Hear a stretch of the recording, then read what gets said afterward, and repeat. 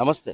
ప్రస్తుతం ఉమ్మడి మహబూబ్‌నగర్ జిల్లా వ్యాప్తంగా కూడా మున్సిపల్ అదేవిధంగా కార్పొరేషన్ ఎన్నికల పోలింగ్ ప్రక్రియకు రేపు జరగబోయే పోలింగ్ ప్రక్రియకు ఈరోజు చూస్తున్నాము. ఎక్కడెక్కడ అంటే బ్యాలెట్ బాక్సులు ఇవన్నీ తరలించడానికి అధికారులంతా అంటే సిద్ధమయ్యారని చెప్పుకోవచ్చు. ఇక్కడ మొత్తం టోటల్‌గా జిల్లా వ్యాప్తంగా చూస్తే ఒక్క కార్పొరేషను 20 మున్సిపాలిటీస్ ఉండగా 403 వార్డులు 1661 మంది క్యాండిడేట్లు పోటీలో ఉన్నారనుకోవచ్చు. ఓటర్లు మాత్రం 6,47,136 మంది ఓటర్లు తమ ఓటును వినియోగించుకునింది.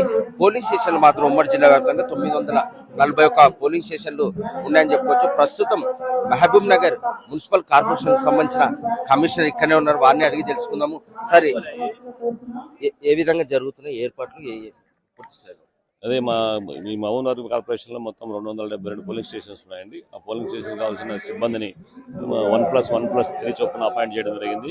అదేవిధంగా పోలీసులు, అక్కడ కావాల్సినటువంటి బిఎల్ఓలు వీళ్ళందరూ కూడా ఉంటారు. అక్కడ ఎవరు ఓటు వేయాలన్నా కూడా వాళ్ళకి ఏదైనా డౌట్ ఉన్నా కూడా అక్కడ బిఎల్ఓ స్లిప్ లేకుండా అక్కడికి వచ్చినా కూడా చూపించి చేసుకోవచ్చు. అదేవిధంగా ఇక్కడైతే అవసరమైనటువంటి పోలింగ్ స్టేషన్లో కూడా అన్ని కూడా కెమెరా సర్వేలెన్స్లో పెట్టినాం కాబట్టి అక్కడ ఏం జరగడానికి లేకుండా అన్ని విధాలు కూడా రికార్డింగ్ అవుతుంది. ప్రతి దాంట్లో కూడా కెమెరాలు పెట్టినాము. కాబట్టి ఎవరు భయపడాల్సిన అందరూ స్వచ్ఛందంగా వచ్చి ఓటింగ్ చేసి మన ఓటింగ్ శాతాన్ని పెంచవలసిన కోరుచున్నాం. 60 డివిజన్లో ఎన్ని ఏకగ్రీవమైనాయి? మన మొత్తం 60 డివిజన్లలో ఒక 58 ఏకగ్రీవమైంది.